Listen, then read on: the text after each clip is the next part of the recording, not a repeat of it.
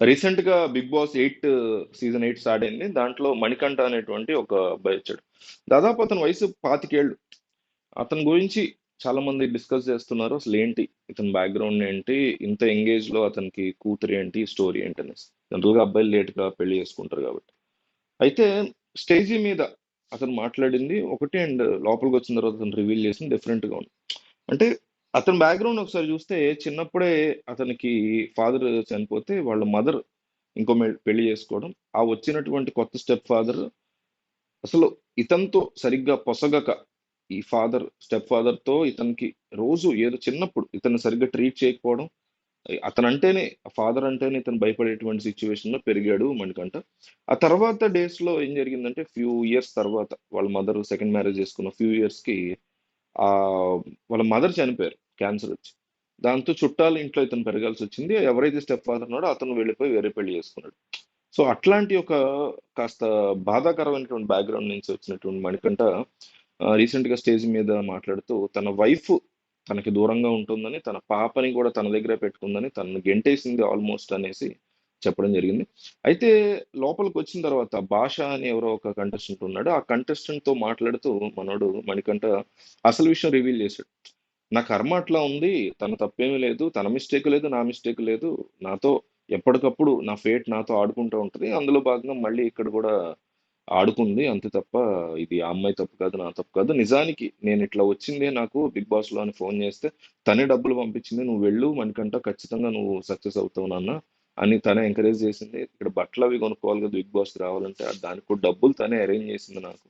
ఇవన్నీ కూడా అతను చెప్పుకొచ్చాడు. ఎవరైతే హౌస్ లో ఉంటారో వాళ్ళకి తన మనసులో మాటలన్నీ కూడా అతను చెప్పుకొచ్చాడు. ఆ, నా కూతురు నా కూతురికి నేను ఇక్కడ రెస్పెక్ట్ ఎర్న్ చేయడానికి వచ్చాను. నేను ఈ హౌస్ లోకి రావడానికి ముఖ్య కారణం నా కూతురికి నా మీద ఏ రకమైనటువంటి ఫీలింగ్స్ ఉన్నాయి ఇప్పటివరకు తెలియదు. ఒక తండ్రిగా నేను ఆమె దగ్గర ఫెయిల్ అయి ఉండొచ్చు, కానీ కమింగ్ డేస్ లో మా నాన్న అంటే ఇది అనేటువంటి ఒక రెస్పెక్ట్ ని గెయిన్ చేయడానికి నేను ఈ షోలోకి వచ్చాను అని అతను చాలా కాన్ఫిడెంట్ గా మాట్లాడాడు. బట్ స్టేజ్ మీద అట్లా ఎందుకు మాట్లాడాడు అనేది తెలియదు. చాలా మంది క్వశ్చన్ చేస్తున్నారు. అయితే ఈ రీజన్ ని, ఇంకొక రీజన్ ఏంటంటే ఇతను ఎక్కువగా ఎవరితో ఇంటరాక్ట్ అవ్వట్ల, శేఖర్ భాష అనే అతనితో తప్ప ఎవరితో కూడా అతను ఇంటరాక్ట్ అవ్వట్ల. దాంతో ఏం జరిగిందంటే ఆ, ఎవరైతే మీకు ఈ మిగతా కంటెస్టెంట్స్ వాళ్ళు ఉంటారో, అనిల్ రావిపూడి వచ్చినప్పుడు డే 1 నామినేషన్స్ అని చెప్పడం, డే 1 ఎలిమినేషన్ అని చెప్పడం, దాంతో వెంటనే చాలా మంది ఇతన్ని నామినేషన్ చేసిన పరిస్థితి మణికంఠని. రీజన్ ఏం చెప్పారంటే ఎవరితో ఇంటరాక్ట్ అవ్వట్లేదు అది ఇది అని చెప్పారు. అతను కూడా చాలా కంగారు పడిపోయాడు.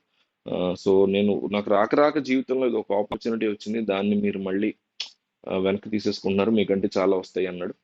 ఫైనల్ గా అనిల్ రావిపూడి ఇది ఒక ప్రాంక్ అనేసి తేల్చాడు. అక్కడతో అయిపోయింది. అయితే ఇప్పుడు నామినేషన్స్ అనేది మళ్ళీ స్టార్ట్ అవుతుంది. స్టార్ట్ అయినప్పుడు డెఫినెట్లీ అందరూ కూడా ఇదే రీజన్, ఈ పర్టికులర్ రీజన్ ని తీసుకోబోతున్నారు అనేది మనకు చాలా క్లియర్ గా స్పష్టంగా తేటతెల్లమైంది. ఈ రీజన్ ని దాంతో పాటు నామినేషన్స్ ఇతను ఫేస్ చేయలేకపోతున్నాడు, జనాలతోనూ మాట్లాడట్లే, ఎవరితో ఇంటరాక్ట్ అవ్వట్లే, ఆ రీజన్ మీద నామినేట్ చేస్తే విక్టిమ్ కార్డ్ వాడుతున్నాడు అని వస్తారు. డెఫినెట్లీ అంతే కదా. నామినేట్ చేయొద్దు, నన్ను కొత్తగా వచ్చాం ఎవరికి రీజన్స్ లేవు అని మీరు ఈ రీజన్ తో నామినేట్ చేయదు, ఇంకేదన్నా ఉంటే చూడండి అని చెప్పడం వేరు. కానీ నాకు ఆపర్చునిటీ ఇదే వచ్చింది, మీకైతే వేరే వస్తాయి, ఇది ఒక victim card kind of thing కింద అతన్ని డీల్ చేసే పరిస్థితి. సో ఇది మణికంఠ అండ్ అతని వైఫ్ కి సంబంధించినటువంటి బ్యాక్గ్రౌండ్. మేబీ ఫ్యూచర్ లో ఇతను కనుక సస్టైన్ అయితే యుఎస్ నుంచి మరి ఆ అమ్మాయిని పిలిపించి ఇతన్ని చూపిస్తారు షోలో. అప్పుడు ఇంకా ఎమోషనల్ థింగ్స్ వర్కౌట్ అయ్యే పరిస్థితి ఉంటుంది. సో మీకు ఇప్పటి వరకు షో ఎట్లా అనిపించింది ఏంటనేది కింద కామెంట్ చేయండి.